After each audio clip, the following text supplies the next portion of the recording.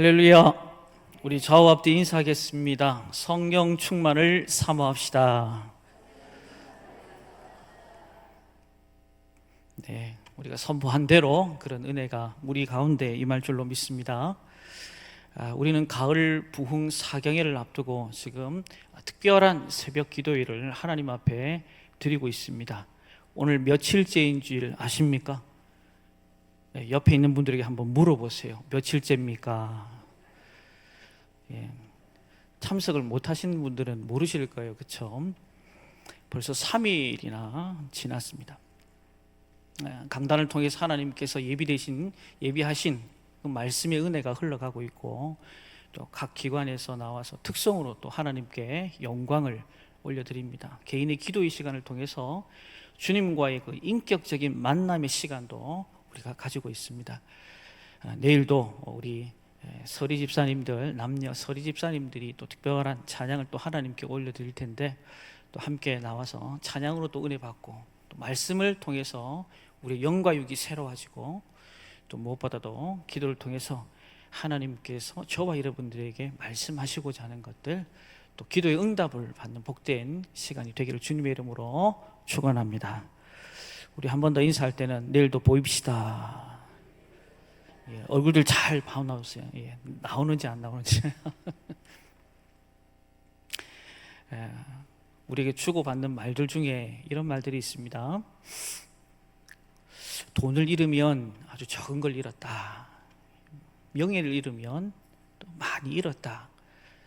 근데 건강을 잃으면 전부를 잃었다라는 말이 있어요.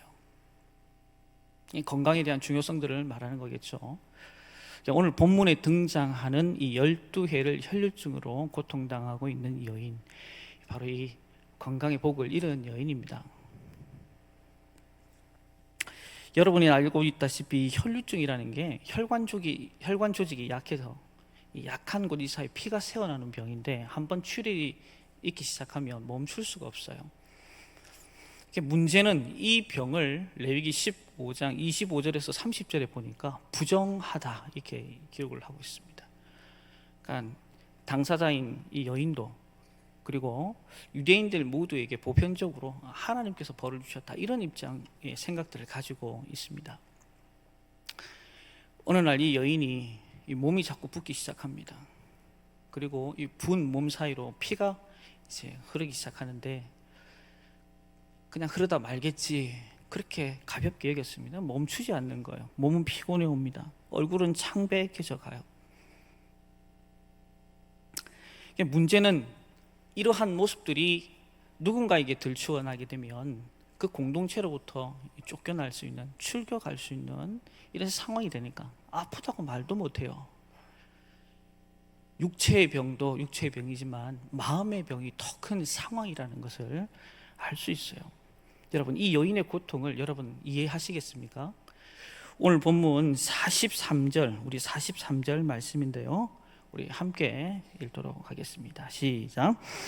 이에 12회를 혈류증으로 앓는 중에 아무에게도 고침을 받지 못하던 여자가. 아멘. 여기 본문의 내용 중에 고침을 받지 못한 여자가 이렇게 나와요.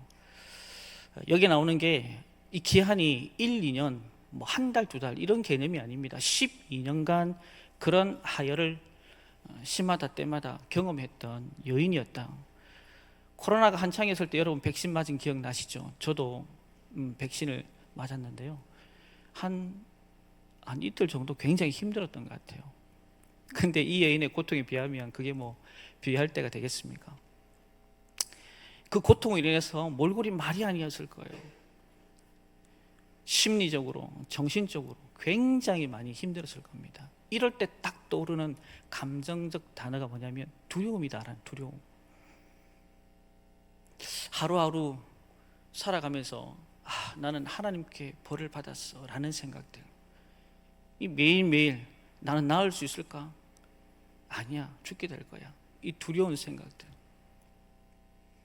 그러다가 사람들에 의해서 내 모습이 들추어져서 발견이 되며 출교될 것 하는 불안함들, 그렇게 살다가 그냥 그렇게 살다가 사람들에게 잊혀지는 외로움의 생각들, 실은 이런 생각들이요, 그녀를 굉장히 더 힘들게 괴롭게 했을 겁니다. 사랑하는 성도 여러분, 우리는 어떻습니까? 우리도 두려움 가운데 있을 때가 참 많았잖아요. 지금 두려운 상황이 있을 수도 있고요, 또 이후로 그런 두려운 상황들이 펼쳐질 때도 있을 겁니다. 그런데 대부분의 이 두려움이 소리만 요란하다라는 사실들을 여러분 알고 있습니까? 두려움에 대한 감정은 있는데 실체가 없다는 거예요. 그래서 이 부분들에 대해서 어인 막도날드 목사님은 이 두려움의 실체에 대한 부분들을 조사하면서 뜻밖인 결과를 찾아냅니다. 그게 뭐냐면 우리가 두려워하는 40%가 대부분이 실체가 없다, 실제로 일어나지 않는다. 30%는 두려워해봐야 소용이 없는 이미 지나간 과거의 일이다. 12%는 쓸데없는 고민들, 두려움들, 그리고 10%는 아주 사소한 두려움들. 실질적으로 100으로 따지면 우리가 맞닥뜨려야 할 이 두려움은요, 한 8% 정도밖에 안 된다라는 겁니다. 여러분, 100에서 8% 정도면 한번 해볼 만하지 않습니까?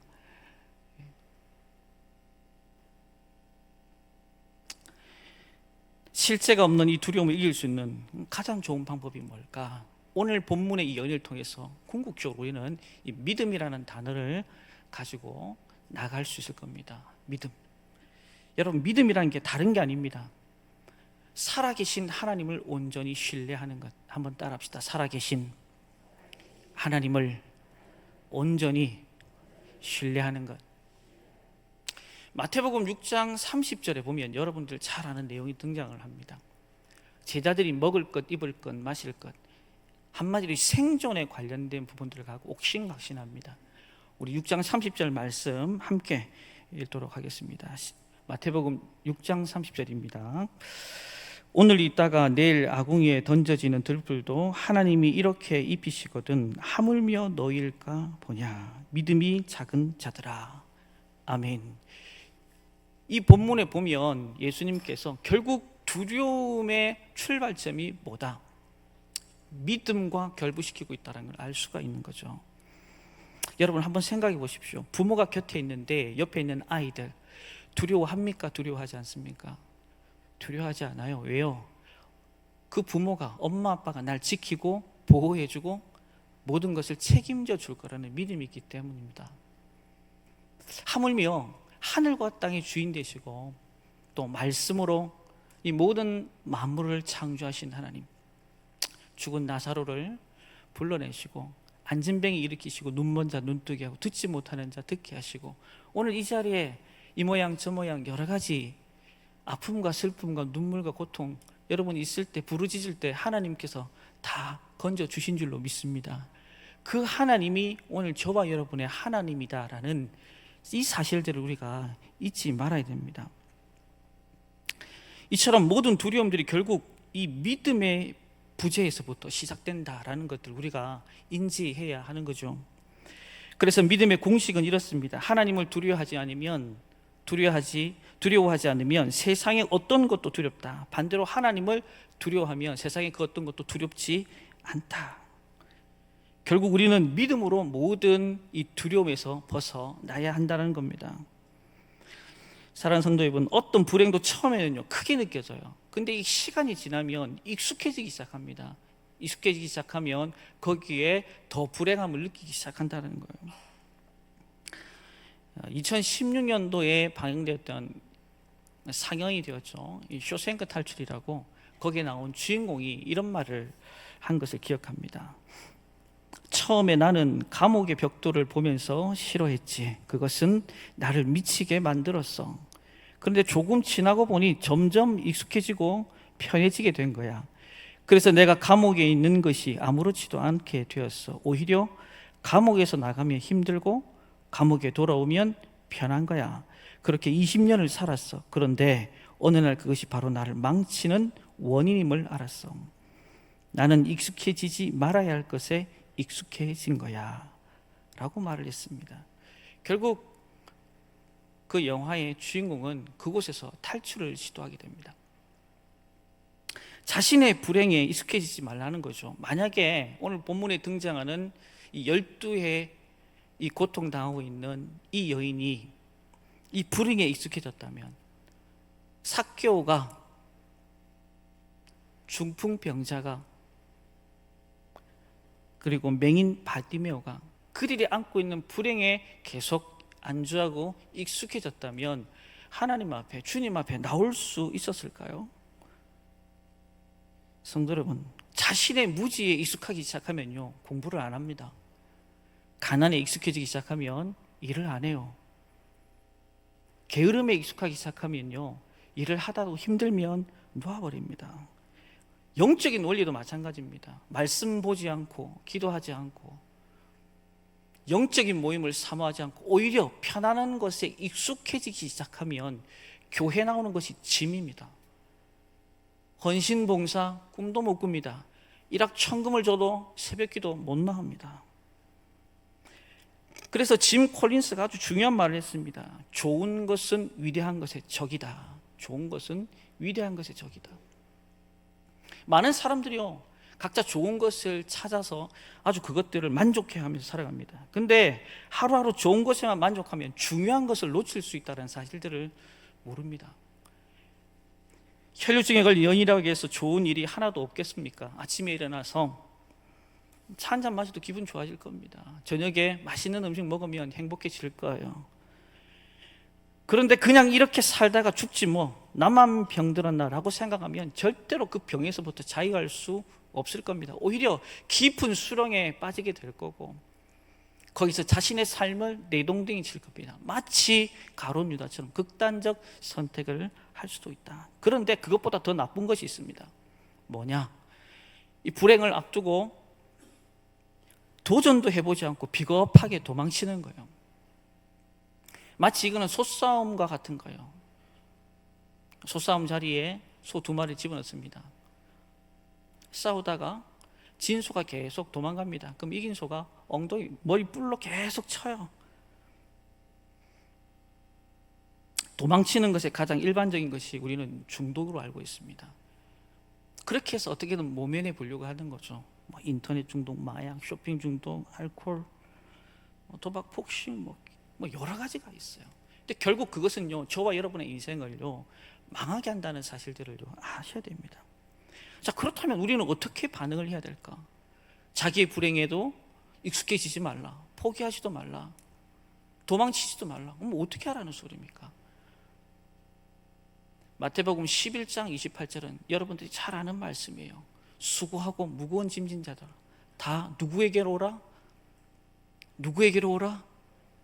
우리 주님께 나가야 됩니다. 믿으시면 아멘. 우리가 이걸 단지 지식적으로만 알고 있으면 안 돼요. 성경에도 수많은 믿음의 선진들이 그렇게 부름에 하나님 앞으로, 주님 앞으로 나간 것을 알 수 있습니다. 여러분이 잘 아는 아사왕은 구스의 130만 군대 앞에서도 하나님 앞에 나갑니다. 여러분이 잘 알고 있는 히스기야도 마찬가지입니다. 아수르왕 사내립이 쳐들어왔을 때 서신서 갖고 하나님 앞에 나가서 이 상황들을 올려드립니다. 여호사밧도 암몬, 모압, 연합군대가 쳐들어왔을 때도 동일하게 합니다. 주님께 나와서. 오늘 본문의 12회를 혈중 거인 여인도 불행에 익숙해지지 않으려고 포기하지 않고, 그리고 도망치지도 않고 이 문제에 적극적으로 대처하는 것을 볼 수가 있습니다. 다시 말하면 예수님께 나오는 것은 그가 살 수 있는 유일한 길이었다는 것을 알게 됩니다. 우리 43절 44절 말씀인데요, 함께 읽도록 하겠습니다. 시작. 이에 12회를 혈류증으로 앓는 중에 아무에게도 고침을 받지 못하던 여자가 예수의 뒤로 와서 그의 옷가에 손을 대니 혈류증이 즉시 그쳤더라. 아멘. 여러분이 43절 44절 읽으시면서 여인의 어떤 자세를 여러분 볼 수 있습니까? 저는 이렇게 보았습니다. 나에게 찾아온 불행에 나는 절대로 익숙해지지 않을 거야. 나는 이 병 때문에 내 인생을 절대 포기하지 않을 거야. 그리고 도망치지도 않을 거야. 비록 두려움이 있긴 하나 주님이 저와 여러분들에게 동일하게 말합니다. 있는 모습 그대로 나오라고 하는 거예요. 어떤 사람이 꿈속에서 우물에 툭 떨어지는 꿈을 꿨대요. 근데 때마침 거기에 밧줄이 있어서 그걸 꽉 잡습니다. 아래를 내려다 보니 캄캄하고 아무것도 보이지 않습니다. 두려워요. 근데 자꾸 귓전에 들리는 소리가 있습니다. 밧줄을 놓으라는 거예요. 쉽지 않겠죠. 힘이 빠집니다. 그래서 밧줄을 딱 놨어요. 근데 바로 쿵거리는 겁니다. 밧줄과 우물 간의 간격은 불과 얼마 되지도 않았다는 거예요. 여러분, 우리의 인생의 문제도 마찬가지입니다. 우물물이 깊어서 두려운 게 아니고 믿음이 없어서 두려운 겁니다. 눈에 보이는 바닥이 무서운 것이 아니라 눈에 보이지 않는 바닥이 무서운 거예요. 포기하고 줄을 놓으면 사실 아무것도 아니에요. 한번 따라합시다. 포기하고 줄을 놓으면. 여러분, 믿음이 뭡니까? 우리가 잡았던 것을 놓는 거예요. 그리고 실제적으로 잡아야 할 그 대상을 붙잡는 겁니다. 오늘 본문의 여인이 그 선택을 제대로 한 겁니다. 여인의 행동을 한번 보십시다. 우리 44절인데요 한번 다시 읽겠습니다. 44절 시작. 예수의 뒤로 와서 그의 옷 가에 손을 대니 혈류증이 즉시 그쳤더라. 아멘. 여기서 그의 옷 가, 크라스페투라고 얘기를 합니다. 이게 뭐냐면 여러분이 알고 있는 그 옷, 겉옷이 아닙니다. 외투에 달려있는 부속물, 종처럼 생긴 건데 여기에 손을 댔다 얘기입니다. 무슨 얘기일까? 아, 이분의 그 무엇이라도 털끝 하나만이라도 내가 손을 대고 믿음으로 나아간다면 반드시 여기는 놀라운 일들이 일어날 거야. 오늘 예배드린 저와 여러분들에게도 이런 은혜가 있기를 주님의 이름으로 축원합니다.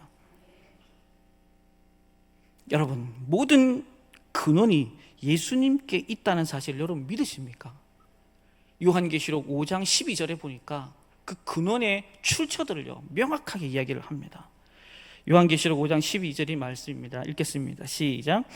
큰 음성으로 이르되 죽임을 당하신 어린 양은 능력과 부와 지혜와 힘과 존귀와 영광과 찬송을 받으시기에 합당하도다 하더라. 아멘. 여기까지 7가지 중요한 요소가 있습니다. 능력과 부와 지혜와 힘과 존귀와 영광과 찬양. 모든 근원이 누구에게?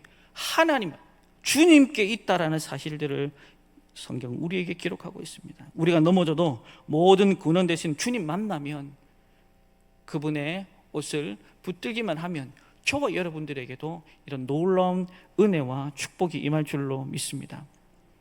어찌 이 혈류증 여인에게만 하나님께서 허락하신 축복이었을까요? 오늘 저와 여러분들에게도 아들을 주시기까지 사랑하시는 그 하나님께서 저와 여러분의 연약함 속에 깊이 개입하기를 원하시고 또 믿음으로 나온다면 여기도 놀라운 기적이 임하게 될 줄로 믿습니다.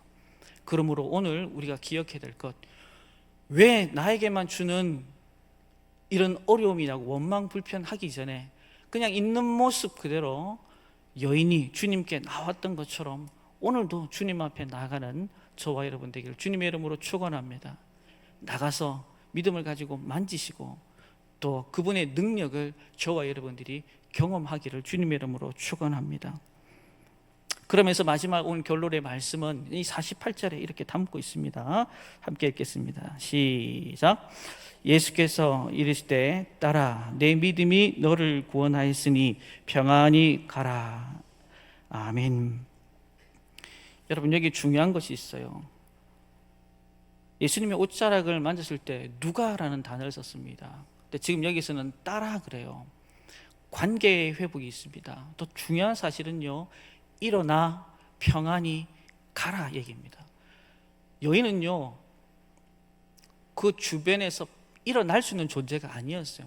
누구에게나 부정한 여자라고 손가락질 받는 여자, 혹여나 부정한 일들을 하게 되면 그 공동체로부터 출교당할 수밖에 없는 여인이 본문의 여인입니다. 그런데 이제는요 주님께서 일어나라 그럽니다. 그리고 여인이 12년 동안 간직하지 못했던 것이 있습니다. 뭡니까? 두려움이었는데, 두려움 때문에 평안을 간직하지 못했는데 오늘 주님께서는 육적인 회복뿐만 아니라 그 영 안에 있는 회복도 하나님께서 허락하십니다. 오늘 저와 여러분 가운데 여기까지 오시면서 혈류증 같은 그 문제들을 여러분 한 가지씩은 다 안고 오셨을 겁니다. 그때마다 여러분들은 교회에 나오든지 여러분이 정해진 자리에서 기도를 마음껏 했을 겁니다. 그리고 하나님은 고치시고 회복시키셔서 오늘 이 자리에 있게 하신 줄로 믿습니다. 그래서 오늘 주님은 여러분들에게 말씀하고 싶은 거예요. 딸아, 아들아, 일어나 평안히 가라 그래요. 중요한 것이 있습니다. 은혜만 입으면 끝나는 게 아니다 이 말입니다. 오늘 본문의 저자인 누가는요, 행위적인 부분들을 말하고 있습니다. 사도행전을 지었던 누가 아니겠습니까? 가라, 이 말은 뭡니까? 은혜 받았으면 은혜 받은 것들이 여러분의 가정과 직장과 삶 속에서 가서 증거되기를 원한다 이 말입니다. 오직 성령이 너희에게 임하시면 너희가 권능을 받고 예루살렘과 온 유대와 사마리아 땅끝까지로 내 무엇이 되라 합니까? 증인 되라 이 말입니다. 12회를 혈류증 걸린 여인이 고침받은 게 끝이 아니라 한 걸음 더 나아가 여러분들이 기도하면서 은혜 구하면서 하나님이 고쳐주신 것에 끝나는 것이 아니라 궁극적인 목적은, 지향점은 누가는 뭘 보냐면 바로 가라 이겁니다. 가서 뭐하라? 네가 본 대로, 네가 경험한 대로 그 예수, 모든 근원의 주인 되신 그 예수님을 증거하라. 여기에 달린 겁니다. 48절로 끝난 것 같죠? 아닙니다. 이제 저와 여러분들이 49절을 써야 돼요. 무슨 얘기입니까? 여기에서 한 번도 나는 하나님의 은혜를 경험하지 못했다? 아니요. 작은 것부터 시작해서 큰 것에 이르기까지 적어도 여러분은 다 경험한 주의 백성들인 줄로 믿습니다. 아직도 앉아 있습니까? 주님의 음성을 들어야 됩니다. 일어나, 평안을 내가 너에게 주었지. 저 문을 넘어가면 아직도 그 평안의 주인공이 되지 못하는 사람들이 너무나 많아. 이 12회를 혈류증으로 고통당하고 있는 사람이 너무나 많아. 너와 똑같은 존재가 너무 많아. 너희들만 그 평안의 주인공이 될 것이 아니라 진짜 평안의 주인공들은 저 성전 너머에도 가득하다. 왜 가만히 있느냐? 주님은 오늘도 저와 여러분들에게 가라고 말씀하세요. 여러분, 은혜가 고이면 썩어요. 물이 고이면 썩어요. 저와 여러분이 받은 은혜가 통로가 되어서 여러분의 가정, 직장, 또 삶 속에서 파송되는 그곳에서 이 12회를 혈류증으로 고통당한 여인이 경험했던 그 은혜가 저와 여러분을 통해서 흘러가기를 주님의 이름으로 축원합니다. 우리가 특세를 하는 이유도, 부흥회를 하는 이유도 뭡니까? 증인 되는 거 아닙니까? 믿으시면 아멘. 그 증인의 삶을 이 여인이, 우리가 48절 이유는 우리가 다 정확하게 성경은 기록하고 있지 않지만 저는 그렇게 확신하고 싶습니다. 받은 은혜가 크니 마치 수가성의 사마리아인이 나 메시아 만났다, 물동이 던져두고 뭐합니까? 증인이 되는 거 아닙니까? 내가 메시아를 만났다. 그 인생이 진짜 주님을 만난 인생입니다. 오늘 저와 여러분이 그런 12회를 혈류증 걸린 여인의 삶을 통해서 영적인 도전이 되어 이번 한 주간에도 가서 증인되는, 살아계신 그 하나님이 나의 하나님이고 여러분의 하나님인 것을 선포하는 믿음의 백성들 다 되시기를 주님의 이름으로 축원합니다. 기도하겠습니다.